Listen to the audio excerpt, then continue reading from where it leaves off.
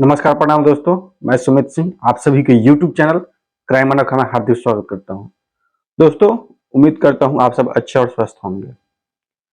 दोस्तों, आप आस्था, अंधविश्वास, यकीन, मौत की डर, जिंदगी जीने की चाहत, ये सब चीजें आसपास अलग-अलग लोगों से जरूर सुने होंगे और देखे होंगे।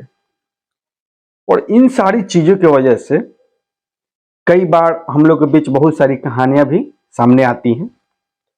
लेकिन मैं आप लोग को आज जो कहानी बताने जा रहा हूं, इसका कोई दूसरा मिसाल नहीं है। और ना सिर्फ ये कहानी हैरत अंगेज अजीब है, बल्कि ये कहानी सिर्फ यकीन करने ना लायक नहीं है।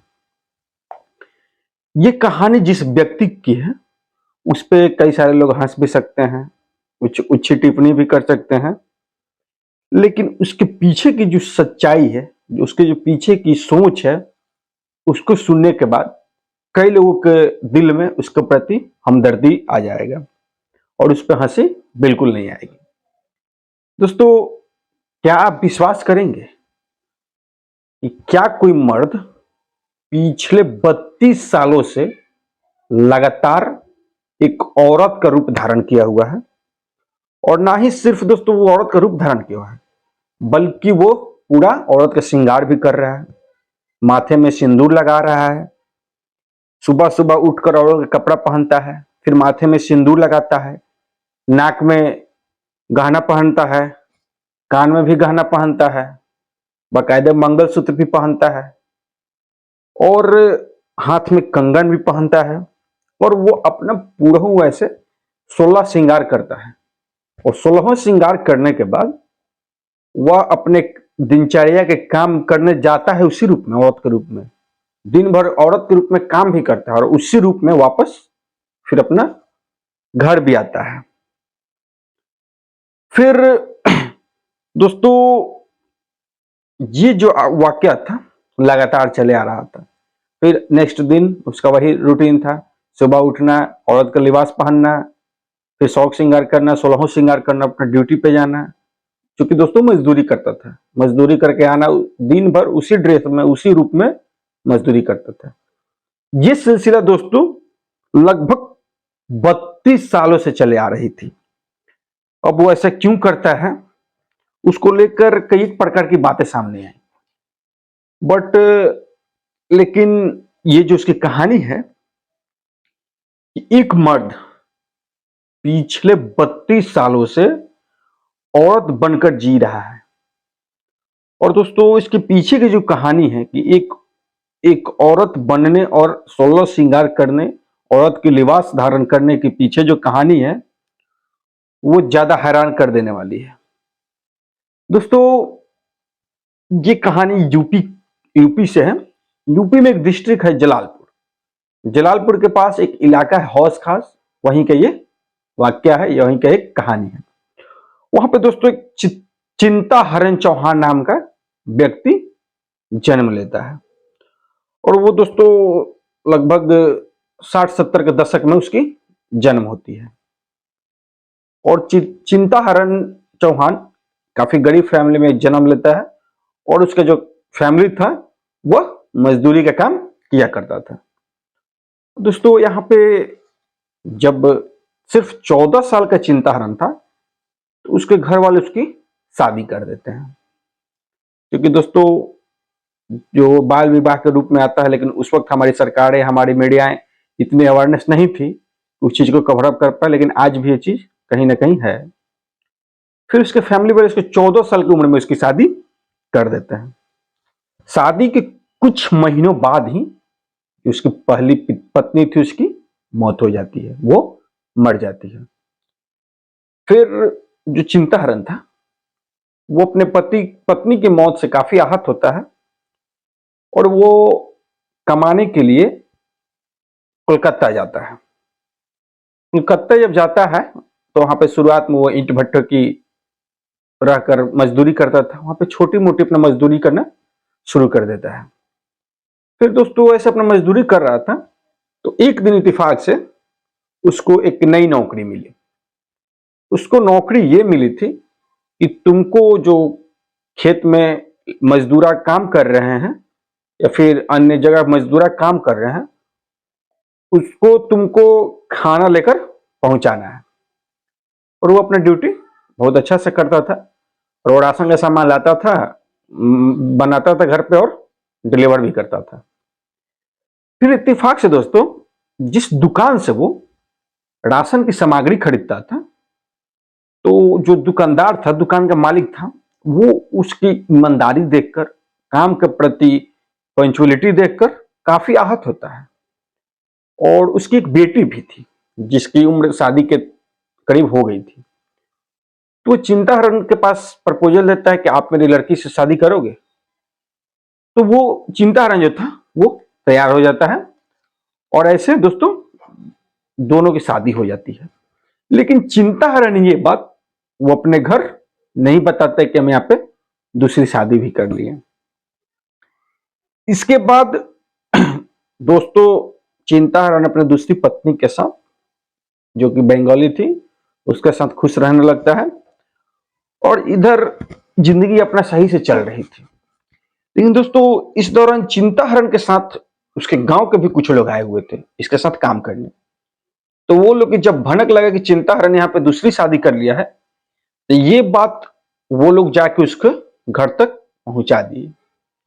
जब घर पे ये बात सामने आई तो जो उसके घर वाले थे, उसके माँ बाप थे चिंताहरण के, वो इस चीज के काफी खिलाफ गए कि एक हमारा लड़का जाके अदर कास्ट में शादी कर लिया है, अलग रिलीजन में शादी किया है, वो भी एक बंगाली से। फिर उन्हीं लोग के जरिए, जिसके साथ काम करते थे, गांव गए थे, उन्हीं लोग के जरिए जो चिंताहरण के माँ बाप थे वो सूचना देते हैं कि हम इस शादी से खुश नहीं है और हम इस चीज को एक्सेप्ट नहीं करेंगे क्योंकि तुम दूसरे बिरादर में शादी की हो। फिर एक रोज चिंताहरण अपने पत्नी के साथ सोया हुआ था, उसको बिन बताए और ससुर को भी बिना बताए वो सीधे यूपी आ जाता है, क्योंकि उसको एक तरफ दिख रहा था कि अपने माँ बाप को भी दिल ना दुखाए, फैमिली को भी इग्नोर ना करे, इसलिए वो बिना बताए पत्नी और ससुर को सीधे यूपी आ जाता है। और जब यूपी आता है तो उसके माँ बाप बोलते हैं कि तुम्हारे शादी को हम एक्सेप्ट नहीं करेंगे। काफी वो समझाने की कोशिश करता है, लेकिन उसके माँ बाप जो थे समझने को तैयार नहीं थे, बाकायदे बाद में समझे भी नहीं। और चिंताहरण को बोले कि तुम यहीं पर रहो, तुमको कोलकाता जाना भी नहीं है, अगर जाओगे तो उसके पास तुम जरूर जाओगे, इसके लिए तुम यहीं पे रहो, यहीं पे मजदूरी करो और तुमको कोलकाता नहीं जाना है। फिर यहाँ पे अपना चिंताहरण अपने गांव में मजदूरी करना शुरू कर देता है। समय बीतते आता है, लगभग 1 साल के बाद उसको इस चीज का एहसास होता है कि मैंने अपनी पत्नी के साथ गलत किया है। बिना बताए उसको मैं यहाँ पे आ गया हूं, ना ही अपने पत्नी को बताया, ना अपने ससुर को बताया, और मैंने इस चीज जो की है काफी गलती की है, शायद मेरे पत्नी और ससुर को बता देना चाहिए। और फिर दोस्तों जो चिंताहरण था वो अपने फैमिली से बोलता है कि जा रहे हैं दूसरी जगह, इन्हें बता दे कोलकाता जा रहा है अच्छी नौकरी के खोज में। फिर चिंताहरण सीधे कोलकाता आता है। कोलकाता आता है तो फिर जो उसका ससुराल था, फिर वहां पे ससुराल हुआ आता है। जब ससुराल आता है तो उसके ससुर ससुर भी देख, फिर अपने ससुराल पहुंचता है। जब वो ससुराल पहुंचता है तो उसका जो ससुर था दुकानदार, वो उसको देखता है। और दोस्तों चिंताहरण को देखने के बाद जो उसका ससुर था रोना शुरू कर देता है और उसके ऊपर काफी गुस्सा करता है, उसे नोक झोंक करता है। और ये सारी चीज चिंताहरण जो था चुपचाप सुनता है और वो सोचता है कि मैंने जो गलती की है इसके लिए होना चाहिए और ये सही हो रहा है मेरे साथ।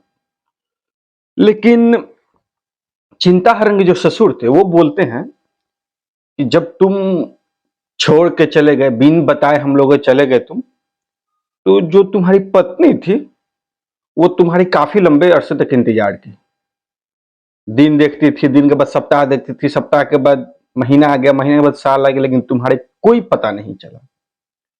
और तुम्हारे उसको छोड़ जाने के 6-7 महीना के बाद वो गम बर्दाश्त नहीं कर पाई और उसने खुदकुशी कर ली।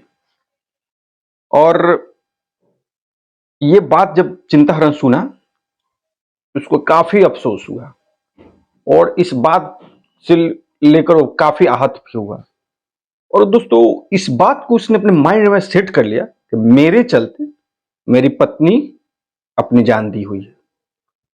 और फिर दोस्तों वहां से वो चला जाता है और कोलकाता में ही वो कुछ दिन तक रहता है, लेकिन उसका वहां पे मन लगता नहीं है। फिर वो वापस अपने गांव आता है। वापस अपने जब गांव आता है तो अपने फैमिली वाले को ये सारी वाक्य बताता है। अपने माँ बाप, फैमिली जो रिलेटिव थे, उनको भी सब ये वाक्य बताता है कि मैंने शादी की थी। ये तो जानकारी पहले से थी ही, मैं इसको छोड़ के आ गया तो उसका उधर सुसाइड कर ली है।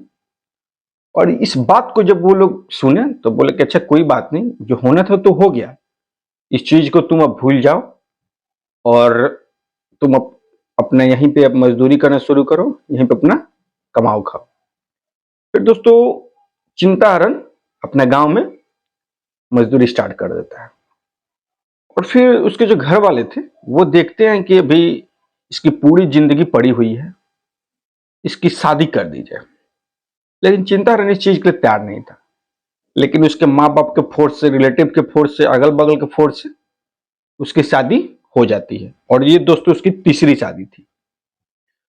और उसकी शादी हो जाती है तीसरी, और इस शादी से उसको 3 बच्चे भी हुए और बाद में भी उसको बच्चे हुए। अब इधर अपना अपना कमाता था, खाता था, और इधर अपना सब कुछ सही से चल रहा था। इसी बीच दोस्तों जो बंगाली थी, इसकी दूसरी पत्नी, वो इसके सपने में आने शुरू कर दी। और जब इस सपने में आना शुरू कर दी तो उससे शिकायत करने लगी कि तुमने मेरे साथ अच्छा नहीं किया, तुम हमको छोड़ के आ गए बिना बताए, तुमने मेरे साथ अच्छा नहीं किया। दोस्तों यहाँ पे जब चिंताहरण सपने में आना शुरू कर दी उसकी दूसरी पत्नी, तब से उसका जो हालात था वो चेंज होने लगा। और दोस्तों चिंताहरण कुछ समय के बाद बीमार पड़ गया। जब वो बीमार पड़ गया, डॉक्टर को भी दिखाया गया, लेकिन कोई फायदा नहीं हुआ। और फिर दोस्तों वो धीरे धीरे कमजोर होते गया। अब इधर इसकी कमजोरी, बीमारी होना, और इधर लगातार इसकी दूसरी पत्नी सपने में आना और ये चीज की शिकायत करना, तूने मेरे साथ अच्छा नहीं किया है। और फिर अचानक दोस्तों चिंताहरण के परिवार में मरने की सिलसिला स्टार्ट हो जाती है। और दोस्तों इधर चिंताहरण बीमार था, लेकिन जो उसके पिता थे रामजीवन, वो स्वस्थ थे, अच्छे थे, लेकिन वो अचानक एक रोज मर जाते हैं। दोस्तों उसके पिता के मरने के बाद अभी उसकी जो फैमिली थी सही से अपना उस चीज को गम भुलाया भी नहीं था। कुछ ही महीनों के बाद जो उसका बड़ा भाई था, छोटू नाम था उसका, उसकी मौत हो जाती है। छोटू की जब मौत होती है तो उसके महीने के अंदर अंदर ही जो छोटू की पत्नी थी उसकी भी मौत हो जाती है। और फिर दोस्तों छोटू के 2 बच्चे थे, उन दोनों की भी मौत हो जाती है। और इस बीच चिंताहरण के दोस्तों मां की भी मौत हो चुकी थी, ये तीनों चारों मौत के पहले। और उसका जो छोटा भाई था उसका भी मौत हो गया। और फिर दोस्तों उसके बाद उसके एक और भाई के 3 बेटियां थी, उन तीनों बेटियां की भी मौत हो गई। और 4 बच्चे भी थे घर में, उनकी भी मौत हो गई, जिसमें से एक चिंताहरण का भी लड़का था। और दोस्तों कुल मिलाकर एक बेहद ही कम समय में, अल्प समय में, एक ही परिवार में इस तरह से कुल 14 लोगों की मौत हुई। अंदाजा लगा सकते हैं, पहले माँ, फिर बाप, फिर दोनों भाई, फिर उनकी पत्नियां, बच्चे, कुल मिलाकर 14 मौतें हुई। और अब परिवार में जो बच गया था वो चिंताहरण था, उसकी तीसरी पत्नी थी और उसके 3 बच्चे थे। और दोस्तों अब यहां पे चिंताहरण ने बताया था कि जो उसकी दूसरी पत्नी बंगाली थी, वो सपने में जब आती थी तो वो बोलती थी कि तुम मेरे साथ अच्छा नहीं किए हो, अब तुम अपने परिवार की मौत का तमाशा देखो। और उस दौरान जब उसके पिता और भाई की मौत हुई थी, 2 ही मौत हुई थी, तो उस वक़्त भी माफ़ी माँग रहा था चिंताहरण उससे, सपना में ही। लेकिन वो बोले कि नहीं, अभी तुमको माफ़ नहीं करेंगे हम, अभी और मौत तो तुम अपने नज़रों से देखो।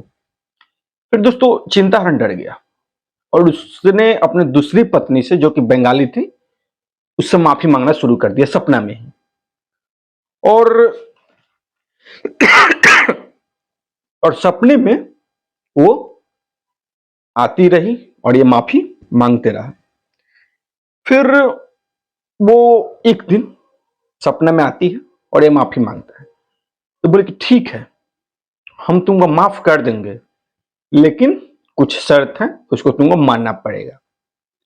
तो फिर चिंताहरण इधर बेचारा, अपने पूरा परिवार उजड़ गया था उसका, इस चीज़ से डरा हुआ था। बोला कि बोलिए क्या आपके शर्त है? तो वो बोलती है कि तुम हमेशा औरत के वेश में रहो, बाकायदे तुम औरत की साड़ियाँ पहनो, श्रृंगार करो, सिंदूर लगाओ, जो औरत करती है, पूरी सुहागन औरत वो तुम करो, और उसी रूप में तुमको हमेशा रहना है।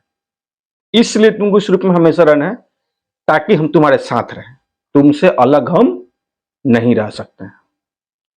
ये बात जब सुनता है चिंताहरण, तो बोलता है कि ठीक है, क्योंकि दोस्तों उसको अपनी जान और उसकी फैमिली के जो बचे मेंबर थे उनकी जान बचानी थी, और वो दोस्तों इसके लिए तैयार हो जाता है।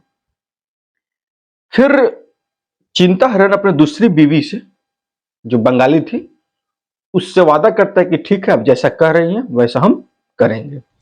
और फिर दोस्तों 1989 में, 1989 में, जैसा चिंताहरण ने बताया है, उसकी बीवी की आखिरी, जो बंगाली बीवी थी, आखिरी बार सपने में आई थी।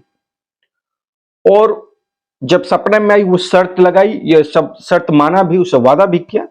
उसके ठीक अगले सुबह उठकर वो स्नान करता है, फिर औरत का जो वस्त्र धारण, साड़ी अपने ही घर में से साड़ी निकालकर साड़ी पहनता है, सिंदूर लगाता है, नाक में नथिया पहनता है, हाथ में कंगन पहनता है, कान में इयररिंग कर पहनता है, मंगलसूत्र भी पहनता है, मतलब 16 श्रृंगार वो करता है।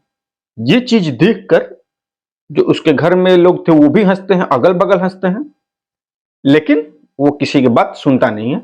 और उसी ड्रेस में, उसी औरत के लिबास में वो काम पे भी जाता है। जब दोस्तों वो काम पे जाता है मजदूरी के लिए, तो रास्ते में भी लोग हंसते हैं, और जो अन्य मजदूर भी थे उसके साथ काम करने वाले, वो भी हंसते कि क्या तुम क्या ये अपना लिए हो। लेकिन दोस्तों वो अपनी हकीकत बताए तो बताए किससे? वो सब की हंसने की, बोलने की, जो ताना देते सबको इग्नोर किया, और वो अपना कंटिन्यू जो था, अपना रूप जो औरत का था वो धारण करते आया। अब जब दोस्तों ऐसे करते करते उसको लगभग 5 साल हो गया, तो उसको लगा कि पिछले 5 साल में जब से हम औरत का रूप धारण किए हैं, तब से मेरे घर में एक भी परिवार की मौत नहीं हुई है।